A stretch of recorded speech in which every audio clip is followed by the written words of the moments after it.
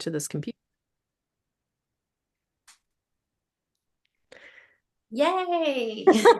I don't plan to edit any of this, so we have to be perfect. Yeah, Or we have to be comfortable with our imperfection. There we go. It's but better. aren't we all perfect? Hi, everyone. Thanks for joining us. I'm Erin LaCerra, and I'm here with Sara Violante, and we are friends and collaborators. And Sara is my shamanic mentor, and Sara is a shamanic practitioner.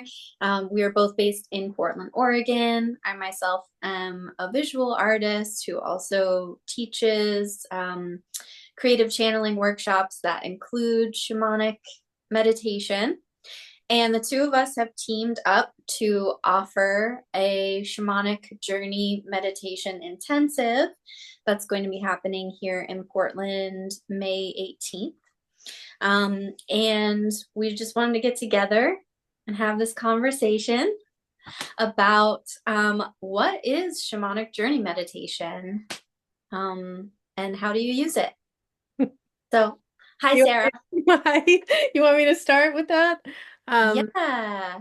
Shamanic Journey Meditation is a simple way that I honestly believe everyone can do and access um, in order to enter into an altered state of consciousness with the use of rhythmic sound, typically a drum, uh, to access what is known as non-ordinary reality, or sometimes referred to as the hidden realms. I tend to be really um, grounded and very practical person, so I prefer non-ordinary reality, um, only because it isn't part of our it's not a made up space, and hidden realm sounds very fantasy novel to me, and so sometimes I stay away from that term, but that is another common term for it. So it's very simple, and when we do this, when we connect to these spaces, non-ordinary reality, we connect to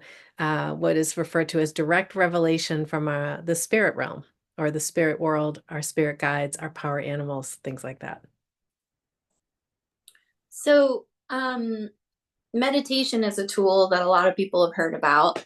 Um, like when I hear the word meditation, I think you're sitting cross-legged on a pillow, and the object is to clear your mind so that you can be better prepared at coping with the crazy world that we live in. A lot of people benefit from that practice, but shamanic journey meditation is very different than sort of like seated meditation that I just described. How would you say that it's different?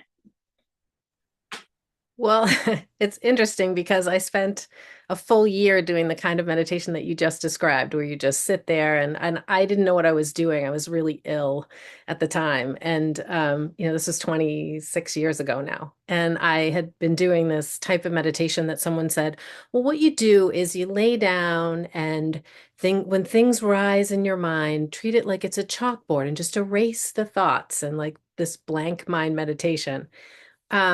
It's a really difficult thing to do, to be quite honest, and I spent a year doing it.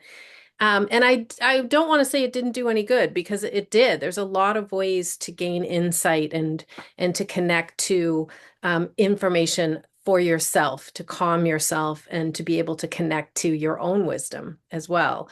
But it was just by chance, I happened to pick up a little book on guided meditation. It wasn't even in journey meditation. And after a year of doing the other kind of meditation, this guided meditation I picked up, and I tell you, it was from Bell Ruth Naparstak's book, Your Sixth Sense. And I loved it because it talked about quantum physics and energy, and it was really right up my alley. And I did these guided meditations, and I was like, this is amazing. It's so active. I'm getting so much information. And it just seemed lightning fast to me that I was getting all this information. And that's what I needed, because I was ill and I was stuck and I needed to move forward in positive ways. And I couldn't see what those positive ways were. So I went back to the store. I went back to the bookstore and I got another little book called Introduction to Journey Meditation by Sandra Ingerman. And, it was the 90s, so it had a CD in the back. And I popped in my little Walkman and I did what's called journey meditation with these drum tracks. So the CD had a drum track on it. It wasn't guided meditation. You went in with an intention and you listened to the rhythmic noise. Now, what that whole year of the other kind of meditation did for me was it sort of made my mind chatter be able to calm that down. And so the journey meditation for me at the beginning moved very quickly because of that, because so much of what we're dealing with is mind chatter in this world. We can't stop, trying to keep ourselves safe in this particular environment we find ourselves in a lot of times. And so, the journey meditation, I got my little journal out because they tell you to write it down, and they tell you to do a little spiritual ritual. I lit a candle, I think, and then I wrote my first journey down. It was really fun. I was really active. And then I wrote my second journey down. I was really active. And I didn't really think much of it. And then I did my third journey and I went, oh, I don't know what just happened to me. And then I started filling journals.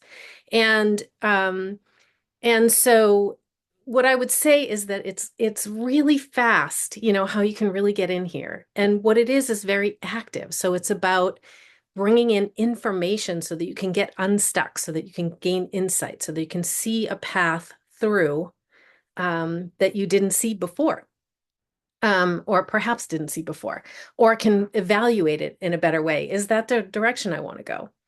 Um, Interestingly enough, and I feel like I'm dominating this conversation, but I just had this really interesting conversation with another colleague of mine, and we were talking about some scientific studies that were done on the brain and stress.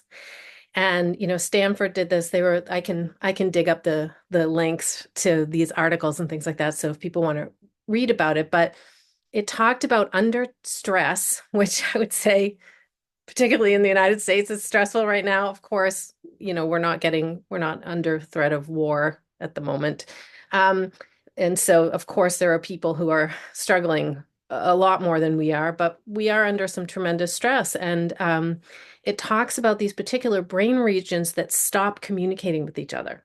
And when that happens, we can't access what we need to access and synthesize it in order to find a way out, in order to find a path forward.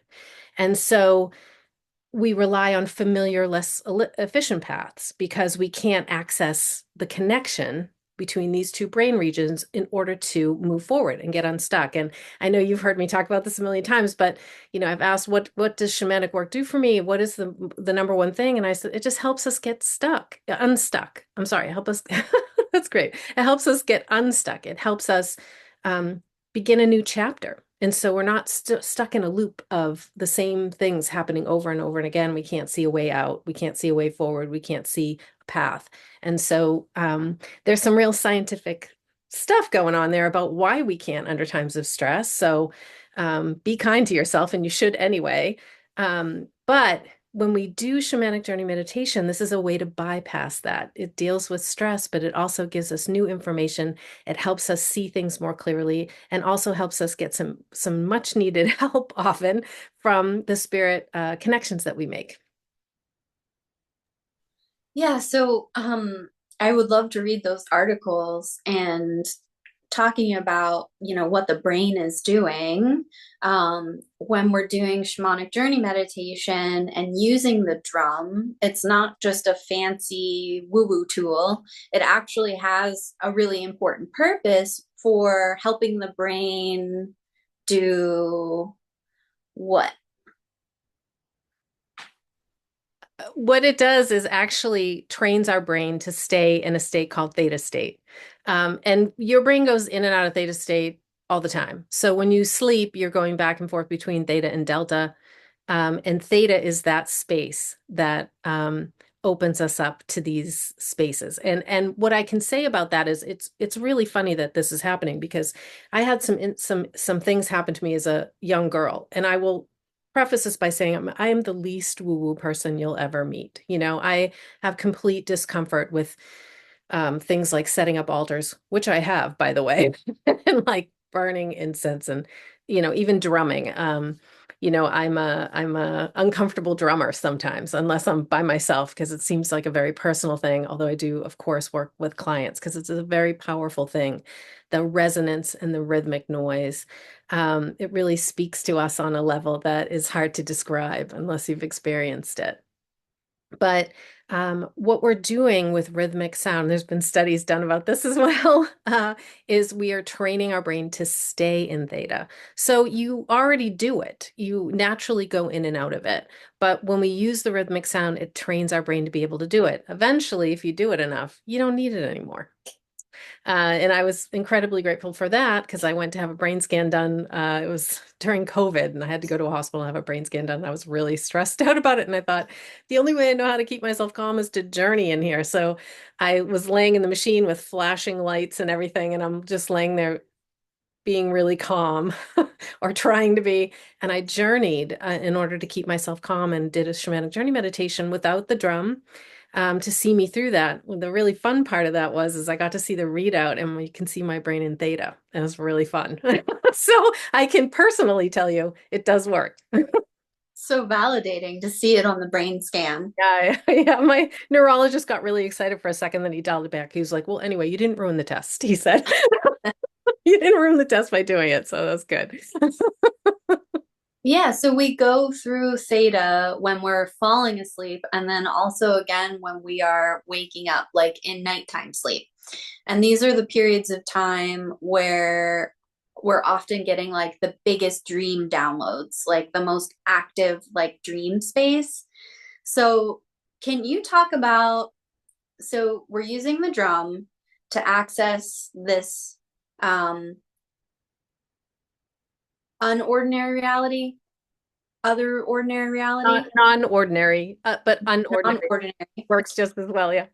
which is very similar, if not the same place we're accessing when we dream. How do those worlds connect? Yeah, that's a really interesting question. This is a hard thing to describe. I will be just perfectly honest.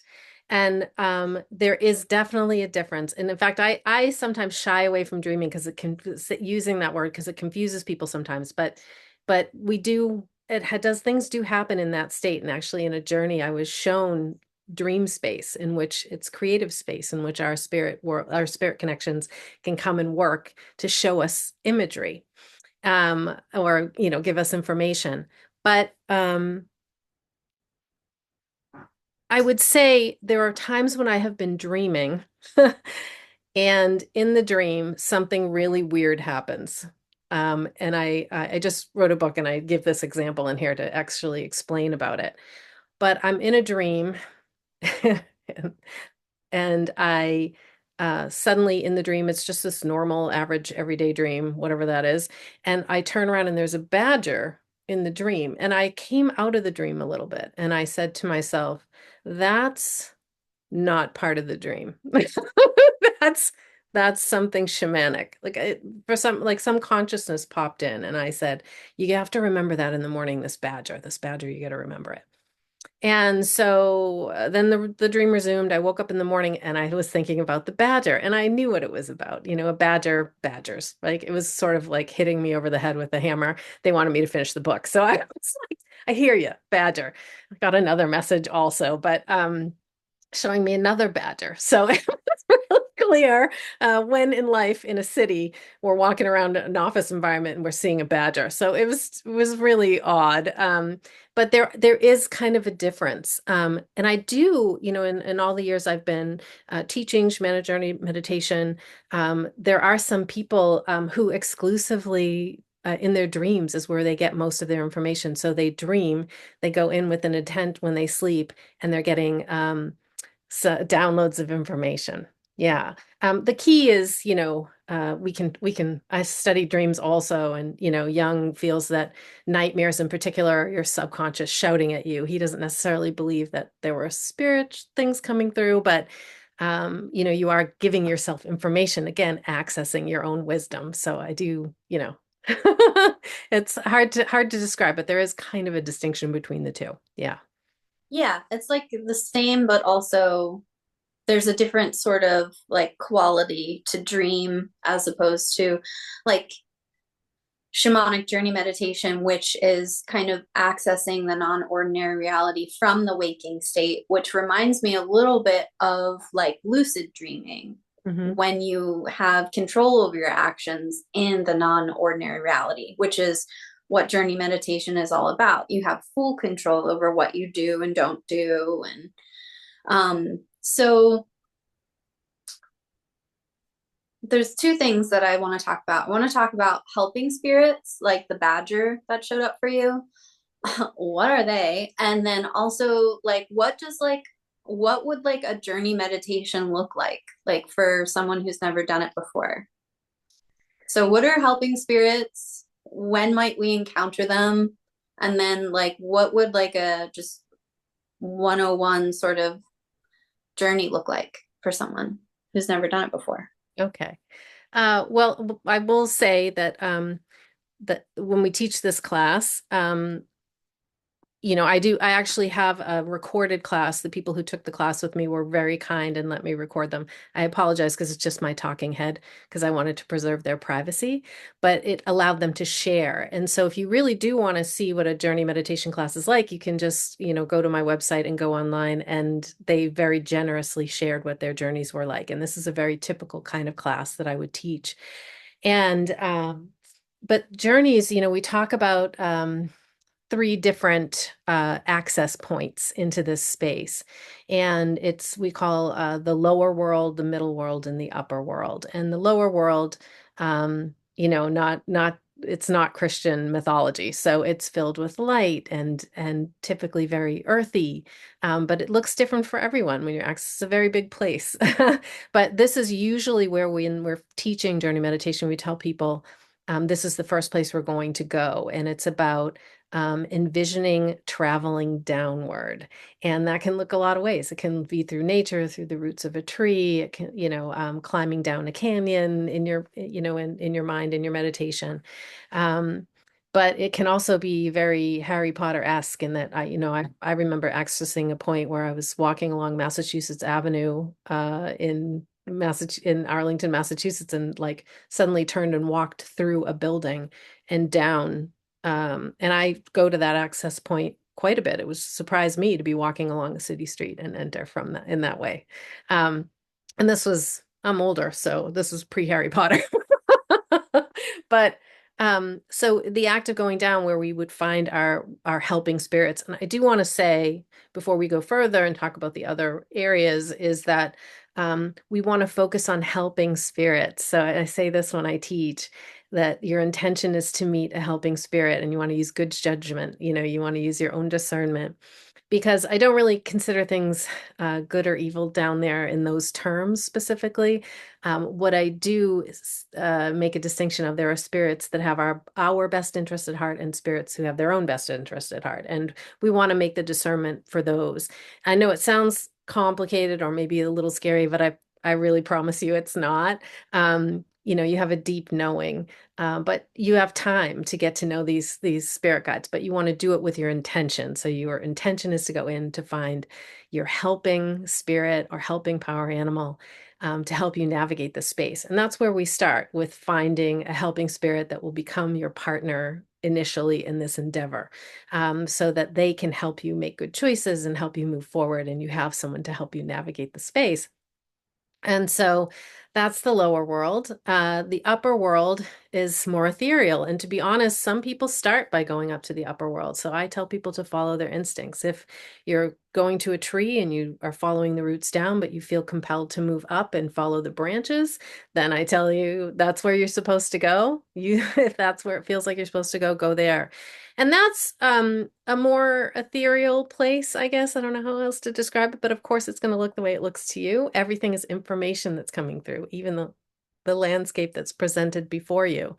And so I've gone up there and seen buildings and things like that. I've seen just open sky and things that you would imagine would be above us, but I also flown into the cosmos and seen things like that. Again, I promise you I'm the least woo-woo person, so I know how this sounds. But and then we have the middle world, which normally in a beginning class I don't really teach this, but I do have some students who exclusively connect to middle world, and that is the spirit of everything that's around us in this space. And so connecting to that can be particularly powerful. If you think about the power of nature and things that are around us. And I know you run a class where you go and visit a tree. You visit the sequoia tree and you do your class and your meditation accessing the spirit of the sequoia tree, which I think is amazing and beautiful. And so that, what I would say, is a classic, middle world journey. Yeah, I feel like the middle world. So when I was a kid and I spent a lot of time by myself in nature. And I just felt like that was my place, like my place to connect with God, as you might describe it. And when I started learning about shamanic journey meditation and the like definition of what the middle world is, it's nature. It's the place that I was already connecting with the river or the moss or the plants, the animals, just feeling. And it seems like I'm always kind of, there's a new nature element that's like catching my attention, each year. Like right now, what's catching my attention is this specific type of bird called a wren. And I didn't know what a wren was last year, but it just like came into my garden, and I was just, I because of my spiritual practices, I'm more tapped into the art of noticing and just sitting and just noticing.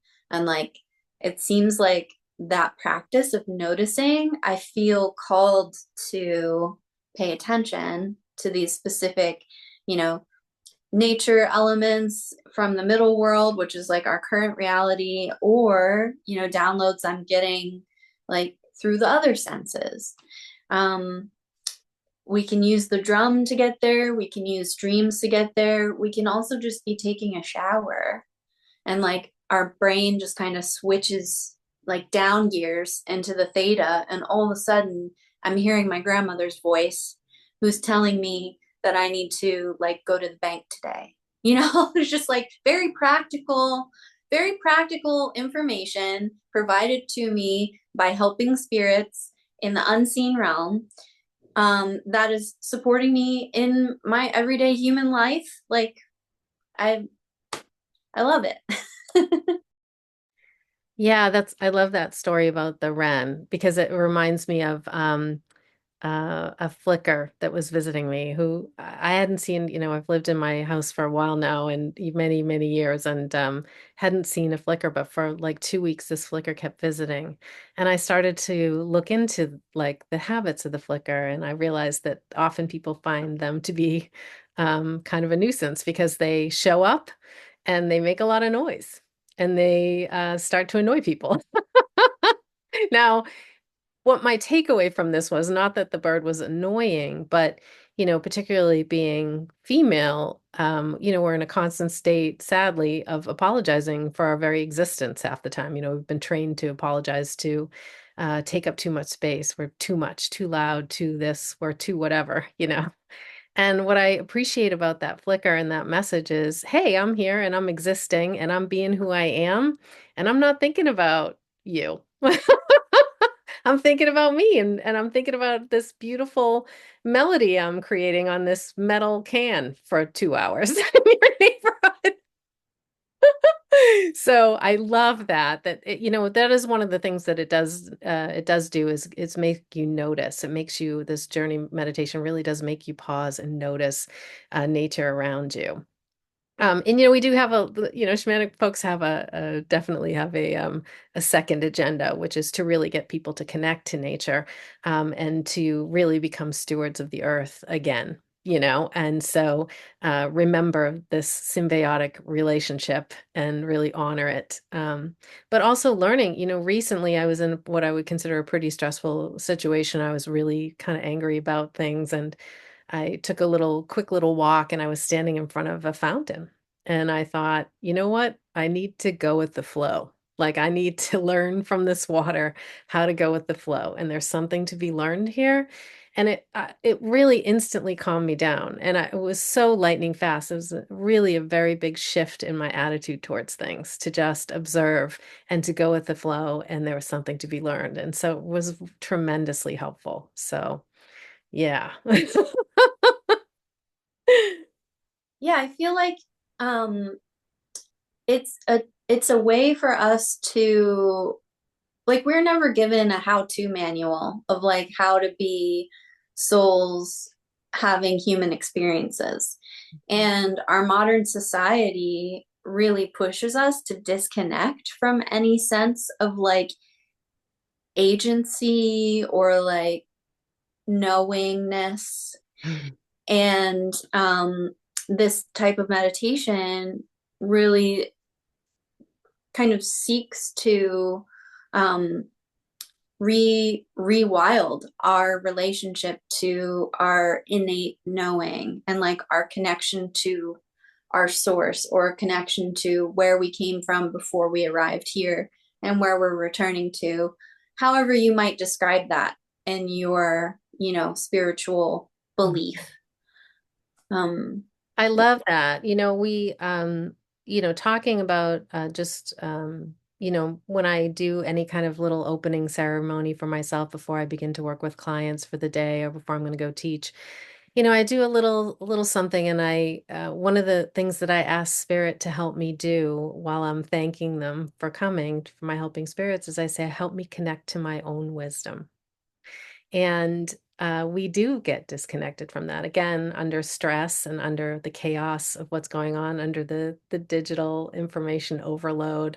It's something that doom scrolling and all the rest of it is something that puts us even further out of touch with our own knowing and our own instincts. And this is something that, again, journey meditation can really bring you back in line with those things and help you hone your own instincts, that we are sadly becoming more and more separated from. Definitely. Yeah. And that's a great like introduction into the workshop that we're going to be hosting, which is specifically geared towards fortifying our sense of purpose and courage during uncertain times, the uncertain times that we now find ourselves in. Mhm. So, if you could maybe talk a little bit about what people can expect if they would join us for this experience that we're hosting in Portland on May 18th. Yeah. I'm actually very excited about this class. It's just something, because we're under so much real disharmony in the United States. It's been going on for years now, but it's really reaching what I hope is the peak because I don't, if we go up much further, it's going to be, the air's getting thin up there. Um, but we do need to, we are a part of the energy in the world as well. And so when I think about me being a battery charging what's going on, I want to be a positive charge. And but I also want to make good choices going forward so that I'm not just stuck in a fear state, and I can find ways to continue to move forward amidst the chaos. And again, it was really right up my alley to see all these articles confirming what I know to be true about our brains sort of being in this arrested state, about being able to actually make some choices to continue to move forward amidst the chaos, amidst the doom scrolling, amidst the news headlines and all of that. And I'm also excited to teach in person again, because learning in community is really my favorite way to do it, because I learn right along with everyone else. I feel we learn from each other in these sessions. So I'm excited to teach because then I'm excited to learn. And one of the things you and I had talked about when we were sort of developing this workshop was we're going to use the first hour, obviously, to help anyone who doesn't know how to do meditation, go in and journey and meet with their guide. And and then the next 3 hours are going to be a journey meditation intensive. And now we're going to help people because some of the challenges when you first journey is thinking up good intentions, thinking up good questions to go in. And I get a lot of blank stares when I say, why don't you develop your own question? And people really get stuck trying to do that. So we're going to start off the meditation intensive with some things that we can go in, and you and I are refining that now. I wish I could tell you exactly what we're going to journey on, but we are refining that now. And then what I thought it would do, since we're in this great learning community, is to come up together with what do we feel are our biggest challenges right now. I'm not here to tell you what your biggest challenges are. I think you have something to say about that. And that collectively as a group, we can help each other form either one question we'll all go in on or several questions that might help us. And so as a community, we can help each other go in and do this great work and help us even build future questions after the 3 hour intensive is over. It's, of course, our hope that people will continue to do the work. Most people do, but you never know, but it can help when you go in and help them craft, next week you go in and maybe these are some other ones, or we just write down, oh, that's a good one. Maybe I'll do that next time. So who would you say this workshop is for? I can honestly say this is for anyone. And the reason I say that is because I, in the book that's coming out, talk a lot about my discomfort with this kind of practice. Mhm, I had discomfort with Catholic practice as well. So I regular secular life, but also anything. I've been so curious since I've been such a young kid because I had some experience that just really made me understand that what we're seeing here is not all that's going on. mhm, So I had this curiosity for decades, and mhm, I would explore it. And there were very few occasions where I thought, "Ooh, something's really going on here." When I had tarot cards read, I saw psychics and mediums and all kinds of things. I went to a spiritual church, mhm, um, where they were channeling, in California, all kinds of things, because I just was very, very curious. Um, but what I can say is the way I teach is very accessible. So mhm, if you're really uncomfortable in situations, I mean, there was a class I used to teach called Introduction to Journey Meditation for Introverts and Awkward People. And in the class, I didn't do all the things that used to make me nervous when I took classes, you know. So the class is a little quiet, but that's okay. But we don't make you do anything you don't want to do.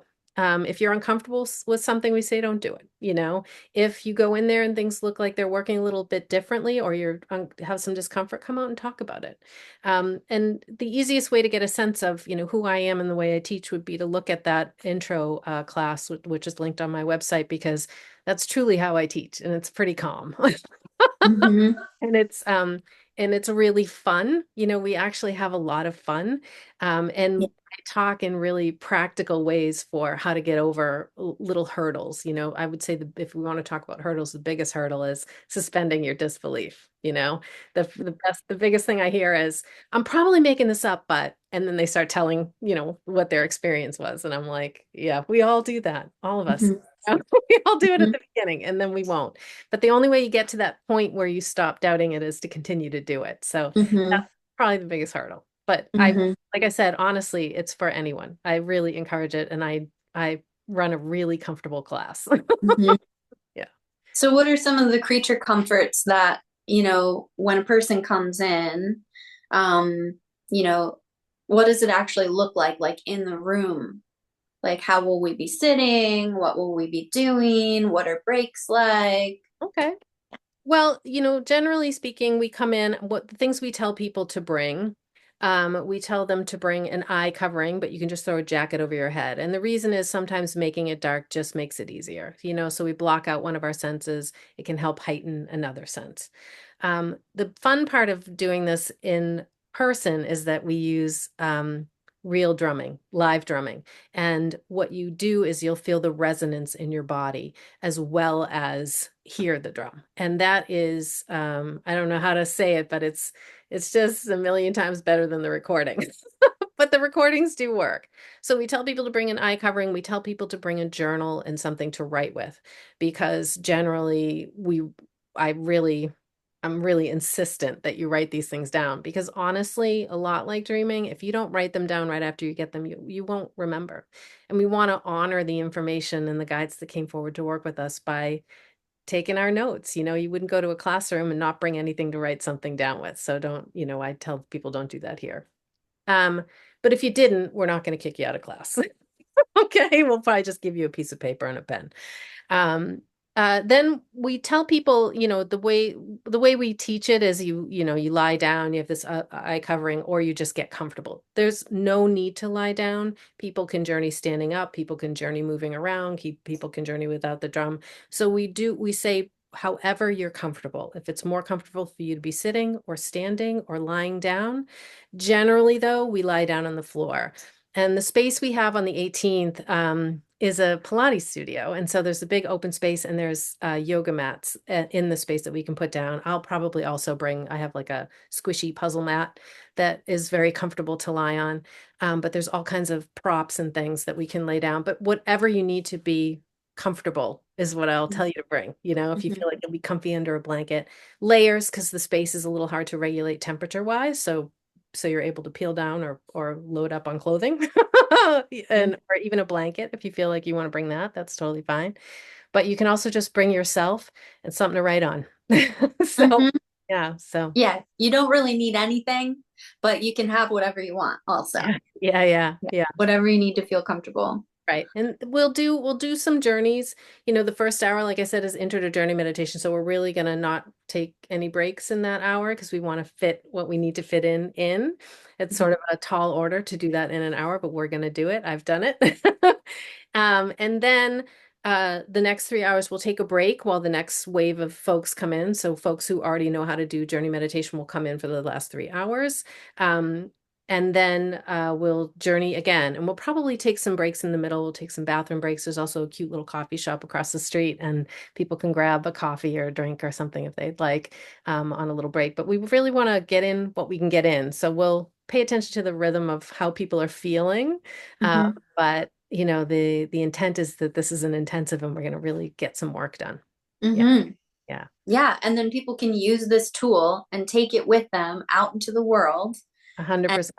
The more that people know about it and then share about it with their friends and their community, the more that it spreads as a tool for coping and remembering like our relationship to our spirit, our higher self, the spirit world, or however you describe that.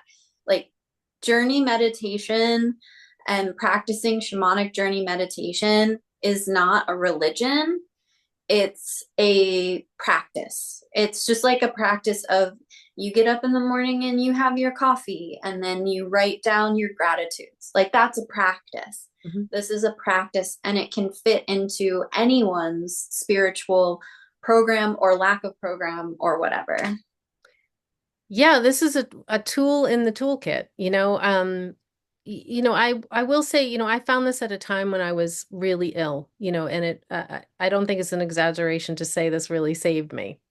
But one of the things I was suffering from was really critical depression at the time, and the amount of support and love that was shown to me through my guides when I got in there was one of the most healing experiences, Mm-hmm.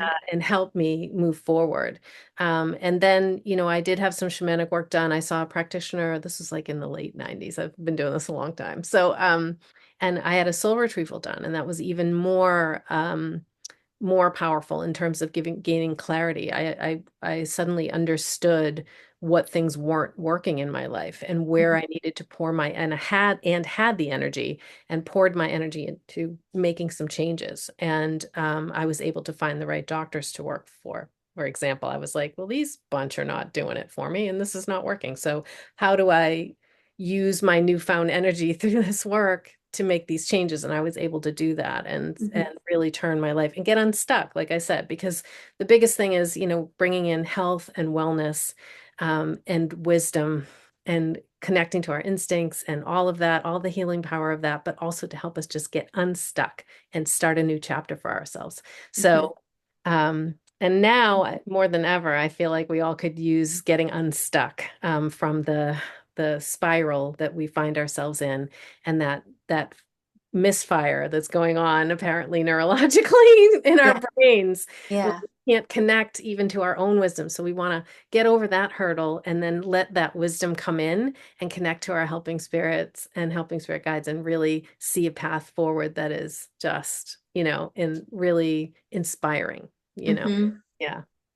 So, is it fair to say that, um, like many years ago, you would have probably cringed if somebody said something like helping spirits to you? I think I was pretty secretive about my practice back in the day. I was working like in an office environment that was slowly crushing the life out of me. And and so I was pretty quiet about it. Um but I've really let myself feel that discomfort in order to connect to this kind of work because when I tell you I had some early experiences, you talk about that space between just waking up and just going to sleep when I was young. And thankfully I didn't have a family that was like, you need mental help. They were like, really? What is she saying? But I used to hear this woman talking to our cat, Mm. and I clearly heard it. And it was that little slice of time that I wake up and, I wouldn't Yeah. hear it anymore. But it created this lifelong curiosity in me. And so, but I will say, even through all of my formal shamanic practitioner training, the level of discomfort I feel is pretty intense. Um, Hmm. and so I teach very differently because I do think that the majority of the population feels like me with this stuff. Hmm. I don't, I am not comfortable with uh, certain practices, even within the shamanic lexicon, I guess, Hmm. for lack of Hmm. a better word. And so I just, take some deep breaths. Even when I had to buy I was using exclusively at the beginning of finding Journey Meditation, those recordings from that original, CD that I had. And I was Hmm. getting really vivid journeys and it was really working for me. Hmm. Finally got a formal spiritual call, to become a practitioner. Um, and I chose my teacher very carefully, because I knew about my discomfort and I needed somebody who had some flexibility with me. Right. It's going to be okay with me being all of my discomfort. But I had to buy a physical drum. And when I tell you the discomfort I felt, standing in a field with a bunch of people, women, just like hitting a drum. I mean, I cannot describe to you the level of discomfort. But I own two drums now, just to give you a heads up on that. So, discomfort's not always bad, but I would say my discomfort has been pretty extreme. So, and I'm pretty sensitive to how uncomfortable this can make a lot of people. Hmm. So I do teach a very certain way in order to not have anyone feel the way I was feeling a lot of the times in those classes. I do feel like that's a barrier, um, Hmm. and be another hurdle, that extreme discomfort, not honoring that discomfort and where it's coming from, moving at your own pace, and simply not doing things that give you that kind of discomfort until maybe you find your way back to them, or maybe you never do. Um, Hmm. Practice is your own. So we don't do anything really wild and scary. Hmm. Yeah, yeah. So, um, Which yeah. leads us into why you wrote the book that you wrote, which has a wonderful title. Yes, it is called Shamanism for the Rest of Us. And what I mean by the rest of us, meaning me too, is everyone who has discomfort with everything that I just described, who doesn't want to sit around and talk about fairies and all those things. I mean, there is a certain population of people who are going to be very uninhibited and very into this, and maybe they have an edge. I don't know. But the truth is that I think there are ways to practice where if you honor your discomfort, really think about where it's coming from, think about what you are or not willing or capable of doing, you there is a place for you here. There is a place for you to connect to your spirit guides, and you can do it in a very simplistic way. It doesn't have to be complicated. It doesn't have to even be exuberant. It can be very quiet and personal. And so, um, this book is really, I just share a lot of stories. I share a lot of stories about my discomfort throughout this whole thing that I think the majority of our population can identify with. And um, I just simply hate that people are cut off from this because it sounds weird or freaky or new age, which I find that funny that we think it's new age when really it's the oldest practice that actually exists on this planet. So I do find that kind of amusing. But we all can do this. We really can. And we can do it in the way that we feel comfortable doing it. Mhm. And so the reason I wanted to write it is because people are cut off from this. And when I tell you I was really sick back in the day, and this really saved me. And even when I was contemplating that spiritual call to do this work, I really thought to myself, all right, if I just help one person, it'll be worth it. Mhm. I hopefully have helped way more than that at this point. But Mhm. I don't want people to be cut off because they think it's weird or they're going to have to go do certain things or they're going to actually have to join a drum circle. You don't. I'm not part of a drum circle, you Mhm. know? So, um, yeah, it can be very personal and it can be very simplistic. Yeah. Mhm. Yeah, and it can fit into whatever sort of spiritual practices you already have for yourself, or Yeah. it can be an anchor point for maybe building one if you don't have one. Or maybe you try it once and you're like, that was neat. And then, thank you very much. And you go on with your life. And then maybe 10 years from now, you have another experience that, reminds you of it or builds on it. I can say that for me personally, I didn't go looking for shamanic journey meditation. And when we met 13 years ago or so, I had no idea that it was a part of your life because you weren't really out about it at that time. And then I remember you had, kind of mentioned to me that you were going to offer a workshop, and would I participate just to be like another person to like help fill out the workshop. And when I started, did my first journey, and I was like, wow, this really resonates. It kind of reminds me of like when I was a kid at the river and I was connecting, with, I didn't know what, but it just felt there was something familiar about it. And then, I went on with my life. I was an artist and I worked at a food cart, and I, wasn't didn't go out and get a drum and start meditating every day for sure. But over the years, like there would be a new experience that would build on the last one, and then a new experience that would build on the last one. And as you continued your journey, and I got to learn more through your sharing, I started to eventually like build my own practice. And then, we did that journey meditation circle from through the whole pandemic, which was all on Zoom. And that was so needed, like such a lifeline. And now, I finally asked you if you would mentor me because gosh darn it, I was like more fully in. And now I teach it. And I just bought my first drum. And now we're teaching together. And you just never know. You just never know how these little threads are going to weave their way through your life. But yeah, I'm so grateful to know about the practice, and it really does help me.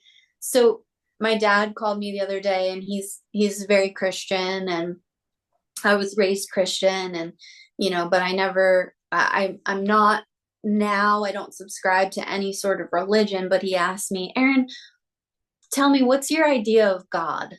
Like, what does God mean to you? And I was like, all right, Dad, how do I describe this? I said, I don't use the same language that you are using, but I think what we're describing is the same thing.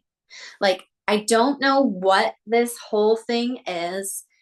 I'm still figuring it out. Like, what is life? What happens after we die? What happened before we got here? Does anybody really know the answer?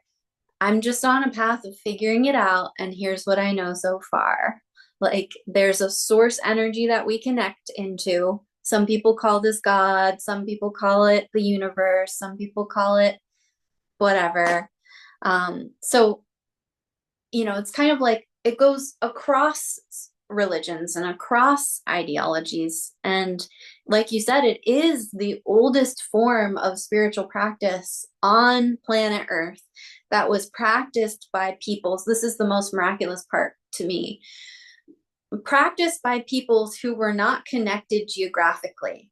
They were in different isolated parts of Turtle Island practicing this same sort of spiritual connecting in. And that to me, I'm like, if there's enough people like doing the same thing, that's something that I want to pay attention to. Yeah, I find that really fun. I was just in New Mexico and we hiked up to see some petroglyphs. And, because I used to make tools to do shamanic work artistically, and I don't have the time anymore, unfortunately.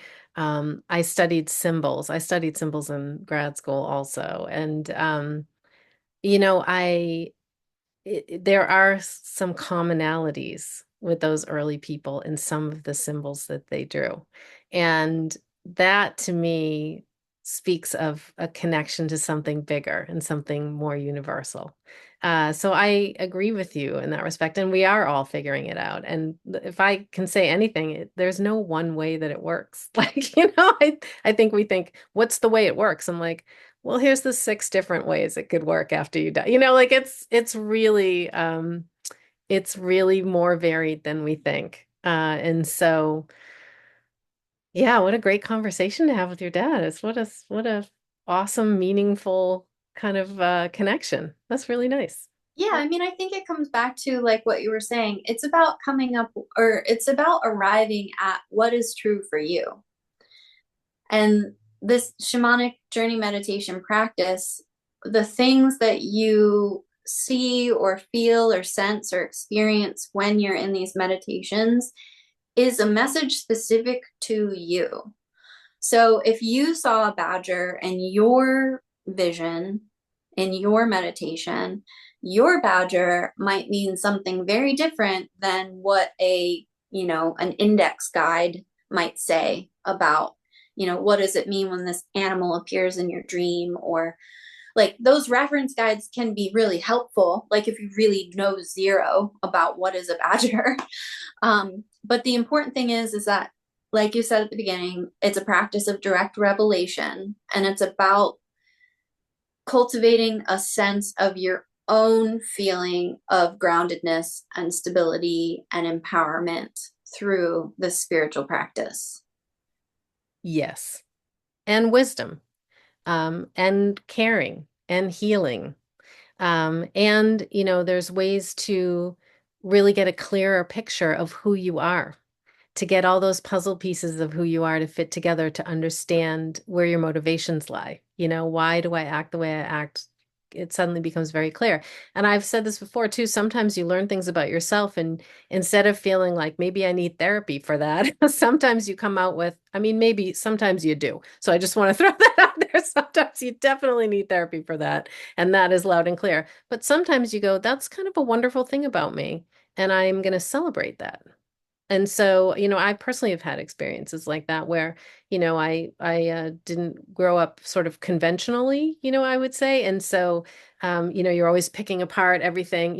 It's important to mention the first 8 years of my life, with this practice, not of my actual life, but of doing this practice, was spent solely on working on myself. I never had the intention to become a practitioner and do this for others. It was really about how it was helping me heal and how it was helping me move forward and how it was making me really envision what I wanted to be my life to be like and how I could get there.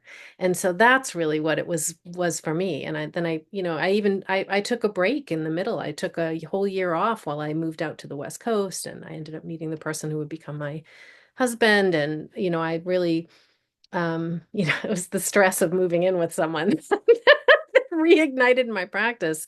And then that's when I got the formal call. And I think Spirit was waiting for me to get my act together, to get all of my work done so that then I could move forward in a healthy way and, not bring myself into this work when I was doing the work for other people. And so, which I think is critical. Um, so, again, it's about, getting stuck and direct revelation and you making really good choices for yourself, not based on what you think you should do or what you think other people think you should do, seeing it through your own lens and your own heart. Yeah, Yeah. that's a bit corny, but I said it. There you go. Yeah. No, it's great. Yeah. For your own and seeing, bringing some light to like what are your gifts and how can you apply them in the world. Yeah. Yeah. And I know that's been really significant part of your path. What are my gifts? How do I share them? How do I build my life around these gifts that I have? And how do I, be that better battery, in the world, putting out all of that really good positive energy and helping the next person. You're like the best scenario I could ever have for someone that I mentored to continue to move forward with the work. Not just, I mean, it's great if you just only do it for yourselves, but I love how you really, bring this out into your community. This is so amazing. Thank you. Yeah. I, part of, being on the shamanic path is arriving at this understanding that we go through dark times as individuals, as a collective. Terrible stuff happens to us and around us. And I've had some really hard things happen. And it was going through dark times with journey meditation that taught me that if I can survive this, then I can turn around and help the next person who's about to walk through it or is in the middle of it. So every time I go through a really hard thing or really embarrassing thing or a thing that I just think I can't possibly survive, I go through my whole meltdown. I do my meditations. I keep painting. And when I get to a place where I'm not in crisis and I'm a little more grounded, I'm like, all right, how can I use this to help, the next person who's coming through? And yeah, and I also really want to, being in the world, figure out how to make a living by using my gifts and basically like making a business out of what my gifts are. And I've been, I'm still figuring that out. But about a year ago, a friend asked me if I would teach her how I paint. And the way that I paint is through a process of direct revelation. I see wild shit in my mind through my dreams and my meditations, and I connect with nature and I get some really like out of this world visions, and then I paint them. So I started offering the dream in watercolor workshop, and that's exactly what I teach. I teach how to paint in watercolor and then how to access these wild visions from the journey realm and then bring them through. It's like directly like manifesting your dreams. You do the meditation, you see this amazing thing, say it's a badger, then you come back from the meditation and we sit down and we paint the badger, and suddenly your dream has been manifested in reality. Mhm. And then you have this painting that you can look at that has power that is personally for you to help you on your mission as a soul having a human experience. You paint that badger, I will purchase that badger. I love it. I love it. Well, so My let's talk kids. about this. Let's talk about this real quick because I think we're getting on the time to wrap up. We know we have, if you're in the Portland, Oregon area, we have the May 18th class that's coming up. I think we're doing 12:30 to 4:30. 4:30. There you go. Um, And then you have a workshop on May 25th called Dream in Watercolor Workshop, which I have taken and I can highly recommend, where you journey and then you get a quick little tutorial on how to do watercolor paintings, and you work to paint what you've just seen. And so really fabulous. That is happening on, like I said, May 25th, 9 to 11:30 at is that at Fly Awake? Yep. Fly Awake Tea Shop. And you have to sign up for these things ahead of time, folks. Don't just show up. And then you also have your Sequoia Spirit meditation Sunday, June 1st from 10 to 11. And so that information can be found on Erin's website. And the information about the class on the 18th can be found on both of our websites. And also the Intro to Journey Meditation, if you want to take a look at what a typical class would be like. I do have one up on my YouTube channel that can also be accessed through my website. And Awesome.